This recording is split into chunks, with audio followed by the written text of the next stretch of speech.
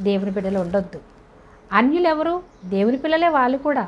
కానీ వాళ్ళు దేవుని యొద్దకు రాలేదు కాబట్టి, దేవుని యందు విశ్వాసం ఉంచలేదు కాబట్టి, దేవుని మీద ఆధారపడడం లేదు కాబట్టి వాళ్ళు అన్యులైపోయారు. దేవుని యందు ఎప్పుడైతే విశ్వాసం ఉంచుతారో, దేవుని యొద్దకు ఎవరైతే వస్తారో, దేవుని యందు ఎవరైతే విశ్వాసం ఉంచి మారుమనసు పొంది రక్షణ పొందుతారో వారందరూ కూడా దేవుని పిల్లలు అవుతారు. అన్యులు అనగా రక్షణ పొందని వారు, దేవుని యందు విశ్వాసం ఉంచని వారు, దేవుని దగ్గరికి రానివారు. వాళ్ళు ఎలా ఉంటారు?